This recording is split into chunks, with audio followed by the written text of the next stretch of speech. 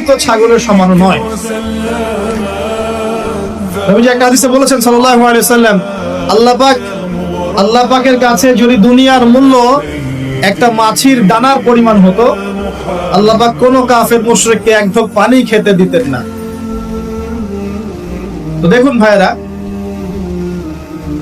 এই আহাদে আলাস্তুর কথা বলছিলাম, তখন আল্লাহ রাব্বুল আলামিন আদম সন্তানদেরকে জিজ্ঞাসা করেছিলেন যে আলাস্তু বিরাব্বিকুম, আমি কি তোমাদের রব নই? কি বলেছিলেন?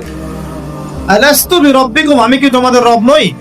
আমরা সবাই বলেছিলাম বেলা, অবশ্যই আল্লাহ আপনি আমাদের রব। এটা আমরা বলে এসেছি মহাবিশ্বে। আমরা এখন যেখানে বসবাস করছি এর উপরে 7 আসমান আছে। কত আসমান? 7 আসমান মানে 7 মহাবিশ্ব আছে। এক মহাবিশ্ব থেকে আরেক মহাবিশ্বের দূরত্ব হচ্ছে 500 বছরের রাস্তা। এরকম করে 7টা আসমান আছে। তার উপরে কুরসি, ওয়াসিআ কুরসিয়ুহুস সামাওয়াতি ওয়াল আরদ। তার উপরে আছে মহাসাগর, যার গভীরতা 500 বছরের পথ। তার উপরে আছে আরশে আজিম, যে আরশ বহন করে নিয়ে আসবে মাত্র 8 জন ফেরেশতা। কতজন? আরশের উপরে আল্লাহ রাব্বুল আলামিন সমুন্নত। আল্লাহু আকবার যে আমরা বলি, আল্লাহ পাক যে কত বড়, এখন চিন্তা করুন।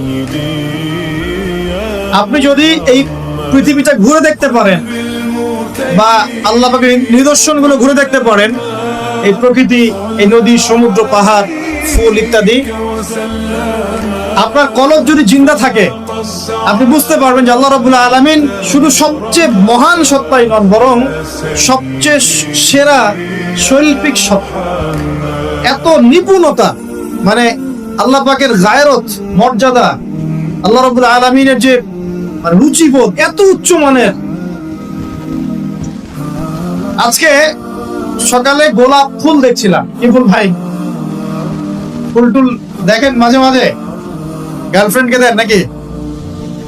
ওয়াইফকে দিবেন? কাকে দিবেন? বাসায় ওয়াইফকে দিবেন। ওয়াইফকে দিবেন, দিয়ে ভালোবাসার এজহার করবেন, বলবেন আমি তোমাকে অনেক ভালোবাসি। মেয়েরা এগুলোই চায় যে আপনি তাকে প্রশংসা করেন, ভালোবাসেন, আদর মহব্বত করেন। তারা এগুলোই মনে মনে চায়। হয়তো আপনাকে তারা বলে না, কিন্তু তারা এটাই চায়।